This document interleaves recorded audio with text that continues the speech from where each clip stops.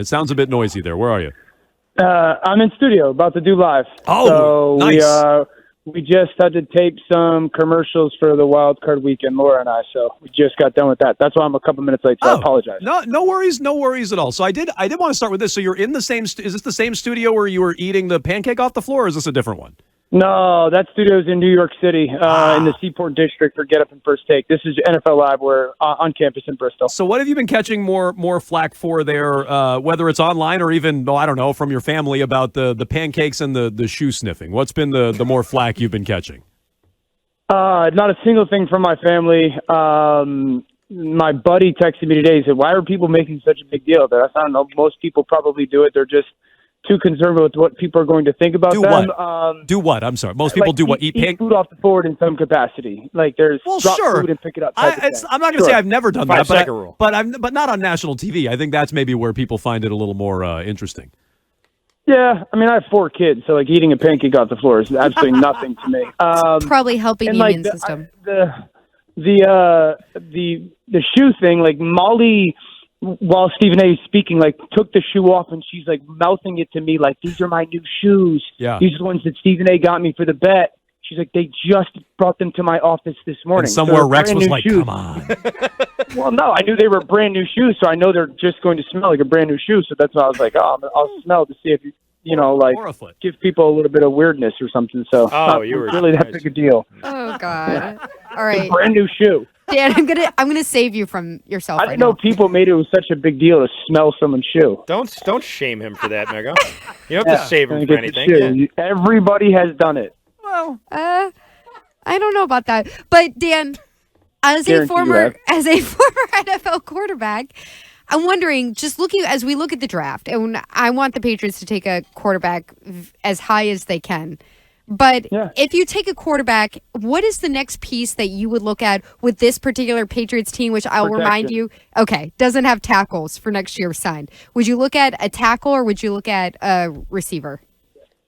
No, you always start inside out. You always start with protection. The simplest way to think about it is this. When you have a above average to elite offensive line, it makes everybody else skill position-wise better than they actually are. Quarterbacks don't have to play nearly as fast. Wide receivers have more time to get open.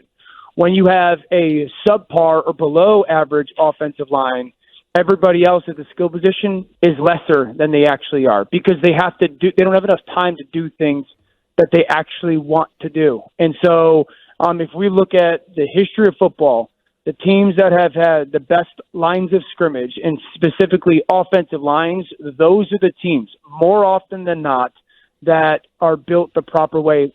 Dallas Cowboys are a perfect example. 2016, Dak Prescott has to go play for Tony Romo. They have one of the greatest offensive lines in the history of the NFL, and he gets eased into his NFL career just because the protection that he had was spectacular.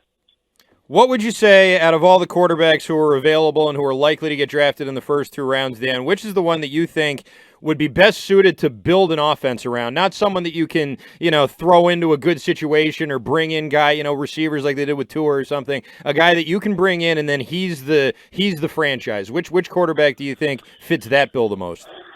Yeah, I'm really high on Drake Maye from North Carolina. Number one, people need to not think of him as a quarterback who played at North Carolina. He could have gone to any school in the country. He could have gone to Georgia. He could have gone to Bama. He could have gone to Ohio State. His family comes from University of North Carolina. He's 6'4", 230 pounds. He's going to run 4.5. He's played thousands of snaps in college football, and he can basically go into and run any offense. So you have that traditional size that people love.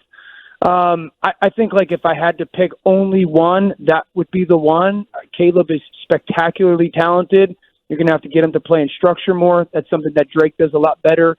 Michael Penix and what he's doing at Washington right now. I think the 2 most important attributes that I love out of a quarterback is ball placement. Can you throw it away from defenders? No one is doing that right now at college like he is.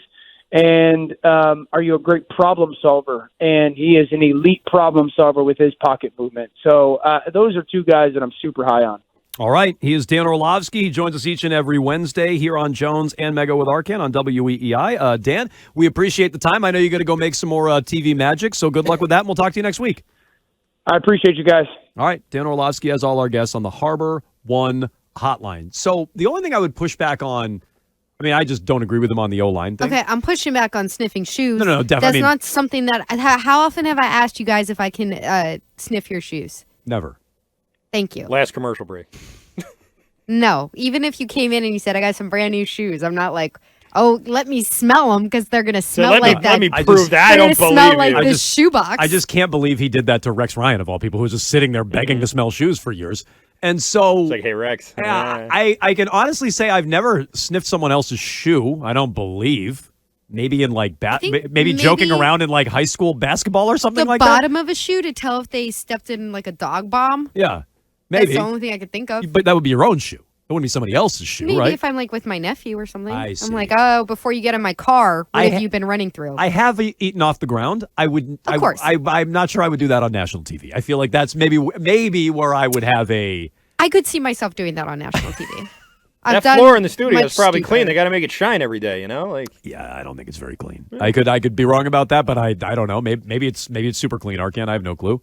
You want to eat off the floor in here? They clean this thing every day. You want to eat off the floor in here? I would not eat in here, but this is not a TV studio. Okay, it's true. It was a TV studio. Don't put that TV studio on a pedestal. I would push back on his offensive line commentary. The example he gave us was Dak. Of course you would. Okay, the example he gave us was Dak. That team lost their first playoff game. So, like, I don't know. Patrick Mahomes got to a Super Bowl with a terrible offensive line. Now, he needed the offensive line to put him over the top the next year, fine. But, like, I would say, it probably starts with the quarterback and then all the weapons around. And then maybe somewhere along the line, the offensive line is important. But see, you're not alone in that because the Twitch chat was bringing up, what about the Bengals? What about the Chiefs? And it's like, well, I do think that is way more to do with the quarterbacks that you have there than anything else. His example was Dak. That team lost the second they got to the playoffs. And I love Dak, and I was rooting hard for that team. And there's a lot of reasons why. It was a rookie quarterback in the 4th round. They drafted a running back. There were a lot of things I liked about that specific Dallas team. They lost right away. I would love to be able to point to the Eagles, but they've been in such a tailspin that it's hard to be like, well, but look at the tush push. Look at what they've done. It's like, okay, well, the last month has not been great. Cool offensive line taking them places.